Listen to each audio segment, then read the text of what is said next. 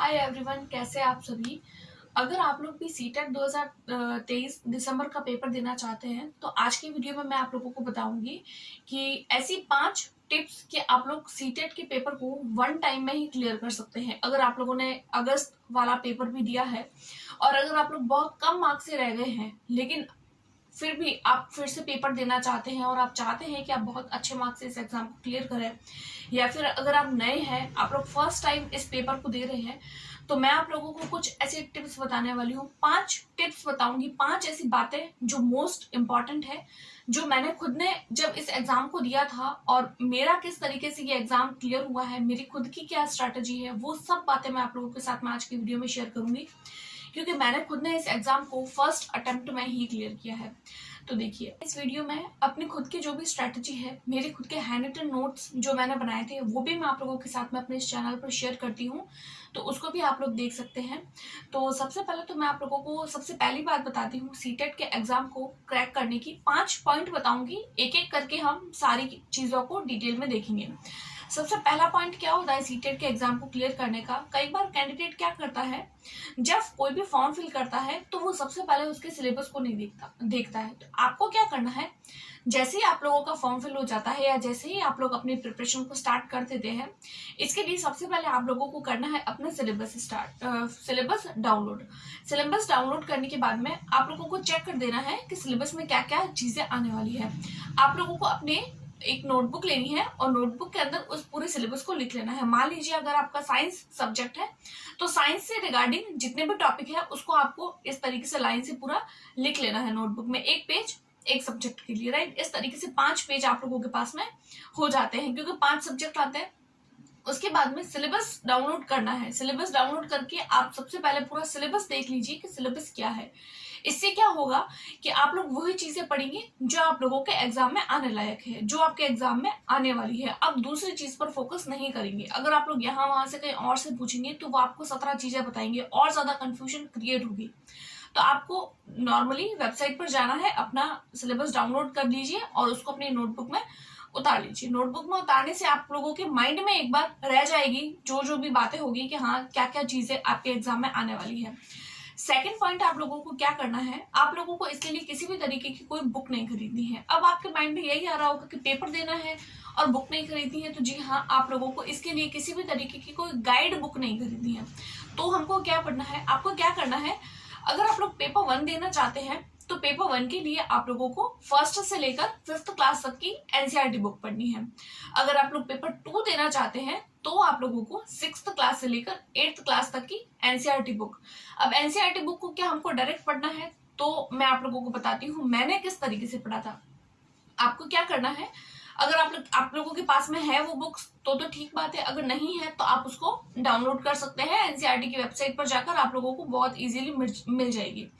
आप लोगों को करना क्या है, सबसे मान लीजिए आप लोगों ने, आपका साइंस सब्जेक्ट है या मैथ सब्जेक्ट है या फिर कोई भी आपका सब्जेक्ट है, एसएसटी सब्जेक्ट है, आप मान लीजिए 6th क्लास के कोई भी बुक लेते हैं, 6th क्लास की बुक लेते हैं, आपने फर्स्ट चैप्टर पढ़ा, मान लीजिए आपका फर्स्ट चैप्टर वाला जो टॉपिक है वो आपके सिलेबस में है, आपने उस टॉपिक को पढ़ा। अब उस टॉपिक में से आप लोगों को जो जो इंपॉर्टेंट चीजें दिख रही है आप उसको अपनी एक नोटबुक में लिख लीजिए। नोटबुक में लिखना है, लिखने का मतलब है कि आप अपने खुद के नोट्स बनाइए, हैंड रिटन नोट्स बनाइए।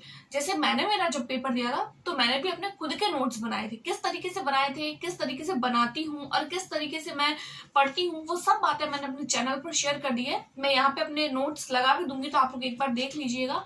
और मैं अपने खुद इस चैनल पर आप लोगों को अपने नोट्स भी शेयर करती हूँ, तो अगर आप लोगों को चाहिए तो आप मुझे कमेंट कर सकते हैं। मैं किसी न किसी माध्यम के थ्रू आप लोगों तक टेलीग्राम वगैरह पे आप लोगों के साथ में शेयर कर दूंगी। आप लोगों को सबसे पहले तो एनसीईआरटी के अलावा आपको किसी भी तरीके की कोई गाइड बुक नहीं पढ़नी है। तीसरी इंपॉर्टेंट बात हम लोगों के लिए ये हो जाती है, कई बार कैंडिडेट क्या करते हैं, वो अपने लैंग्वेज वाले पोर्शन को नहीं पढ़ते हैं। लैंग्वेज वाले पोर्शन का मतलब है हिंदी, इंग्लिश, उर्दू, जो भी आप लोगों ने अपना लैंग्वेज चूज किया हुआ होता है, कैंडिडेट लैंग्वेज नहीं पढ़ते हैं। वो ये सोचते हैं कि इतना इजी पेपर है, हम हमारे सब्जेक्ट पर ध्यान दें, एसएसटी है तो एसएसटी पर ध्यान दें, साइंस तो साइंस पर ध्यान दें, मैथ्स तो मैथ्स पर ध्यान दें, साइकोलॉजी पर ध्यान देते हैं, पेडागोजी पर ध्यान देते हैं। लेकिन कैंडिडेट क्या करता है, लैंग्वेज वाले पोर्शन पर ध्यान नहीं देता है। लैंग्वेज पर भी हम लोगों को मोस्टली किस चीज पर ध्यान देना है, तो हम लोगों को उसकी जो है वो पैसेज पर ध्यान देना है। आप लोगों को पैसेज, रोज एक पैसेज की प्रैक्टिस करनी है, क्योंकि इसमें ग्रामर नहीं आती है, पैसेज ही आता है। पैसेज के कॉन्टेक्स्ट में ग्रामर पूछी जाती है, तो आप पैसेज प्रैक्टिस करिए। अगर आप लोगों के दिसंबर में भी पेपर है, नवंबर से भी स्टार्ट कर लेते हैं, तो भी आपके पास में 2 महीने हैं। आप आराम से पैसेज प्रैक्टिस करिए, डाउनलोड करिए पेपर को, पैसेज एक दिन हमेशा, या हिंदी या इंग्लिश, यानी कि अगर आप लोगों की जो भी लैंग्वेज आप लोग है तो वो आप अपने हिसाब से देख सकते हैं। उसके अलावा चौथी बात ये आती है, आप लोगों को करनी है क्वेश्चन प्रैक्टिस। अब क्वेश्चन प्रैक्टिस कहाँ से करें, तो क्या इसके लिए हम लोगों को कोई अलग से टेस्ट सीरीज वगैरह कुछ खरीदने की जरूरत है? तो देखिए, इसके लिए भी मैं आप लोगों को किसी भी तरीके की कोई सजेशन नहीं दूंगी। नहीं देने का मतलब है, मैं आप लोगों को ये नहीं बोल रही हूँ कि आप प्रैक्टिस मत करिए। मैं ऐसा बोल रही हूँ कि आप लोगों को इसके लिए किसी भी तरीके की कोई बुक खरीदने की जरूरत नहीं है। अब बुक नहीं खरीदेंगे तो आप कहाँ से प्रैक्टिस करेंगे, ऑनलाइन कहाँ से करेंगे, यूट्यूब से करेंगे तो भी कहाँ से करेंगे? तो आपको क्या करना है, आपको प्रीवियस ईयर क्वेश्चन देखने हैं। देखिए, जो सीटेट का पेपर होता है, मैंने खुद ने भी दिया है, तो मुझे पता है कि सीटेट जो होता है, मैंने खुद ने भी प्रीवियस ईयर क्वेश्चन ही देखे थे। आप लोगों को क्या करना है, जब आपका सिलेबस कंप्लीट हो जाता है, आप लोगों को एक पेपर डाउनलोड करना है। आप लोग सीबीएसई की जो वेबसाइट होती है, सीटेट की जो ऑफिशियल वेबसाइट है, उस पर जाइए। आप लोगों को 2011 से लेकर 2023 तक के जितने भी सीटेट के पेपर है वो सब मिल जाएंगे। आप डेली एक डाउनलोड करिए और उसी की प्रैक्टिस करिए। उसी की जब आप प्रैक्टिस करेंगे, देखिए ये साल में पेपर 2 बार होता है, 2011 से लेकर 2023 तक के बहुत सारे पेपर आप लोगों को मिल जाएंगे। उसके अलावा बीच में 3-4 साल तो ऐसा हो गया था कि ऑनलाइन पेपर हो गया था, तो 1 महीना पेपर चलता था, तो उसके भी बहुत सारे पेपर हो जाएंगे। अगर आप लोग 1 महीना भी पूरा प्रैक्टिस करते हैं तो भी आप लोगों के लिए इनफ होगा। 30 से 40 पेपर आपको ऑनलाइन आराम से मिल जाएंगे प्रीवियस ईयर के लिए। आपको हर सब्जेक्ट का प्रीवियस ईयर करना है, क्योंकि जब आप प्रीवियस ईयर करेंगे तो आप लोगों को खुद को समझ आएगा। जब आप पेपर में बैठेंगे तो आपको खुद को समझ आएगा कि आपके ये एग्जाम कितना इजी हो गया आपके लिए, क्योंकि मैंने खुद ने भी यही किया था, तभी मेरे फर्स्ट अटेम्प्ट में क्लियर हुआ है। राइट, अब हम देखते हैं हमारी 5वीं बात। 4 बातें हो चुकी हैं, अब मैं करना चाहती हूँ 5वीं बात। 5वीं बात क्या है हमारे एग्जाम को क्लियर करने की?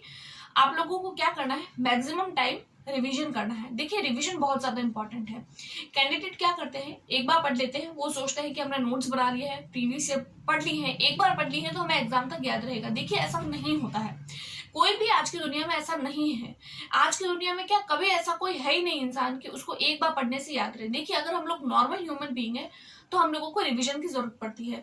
अगर आप लोग भी एक नॉर्मल कैंडिडेट है तो आपको भी पड़ेगी जरूरत। तो आप लोग भी क्या करिए, अपने हैंड रिटन नोट्स बनाइए, शॉर्ट में बनाइए, जितना ज्यादा हो सके उतना शॉर्ट बनाइए। क्योंकि देखिए, एनसीईआरटी की बुक जो होती है उसके अंदर अदर एक्टिविटी ज्यादा होती है, और अदर एक्टिविटी से रिगार्डिंग क्वेश्चन हमारे एग्जाम में नहीं पूछे जाते हैं। लेकिन जब हम एग्जाम टाइम में क्विक रिवीजन करते हैं तो हम सोचते हैं कि हम हमारी एनसीईआरटी की बुक को फटाफट से कवर कर लें। लेकिन जब हम कवर करते हैं तो हमारे बीच में बहुत सारी ऐसी अदर एक्टिविटी बीच में आती है जो हमें डिस्टर्ब करती है। तो इसके लिए ही मैं आप लोगों को बोल रही हूँ, आप अपने खुद के नोट्स बनाइए जो आप लोगों के लिए ज्यादा बेनिफिशियल होंगे।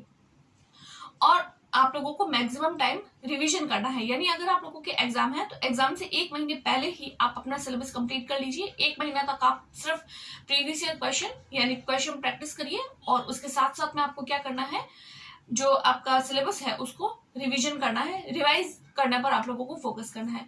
अगर आप लोग इस 5 चीजों को फॉलो कर लेते हैं तो आप लोगों को सीटेट में 120 प्लस मार्क लाने से कोई नहीं रोक सकता। देखिए, ये क्वालिफाइंग एग्जाम होता है।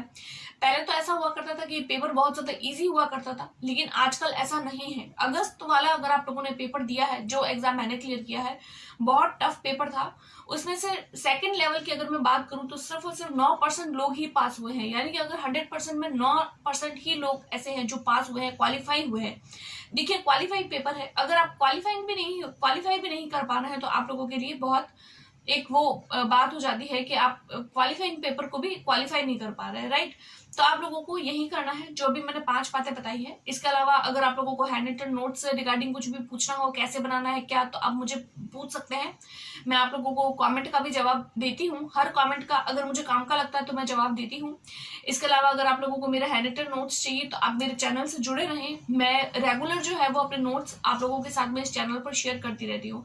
अगर आप लोगों को मेरी वीडियो पसंद आई है तो please like, subscribe and share.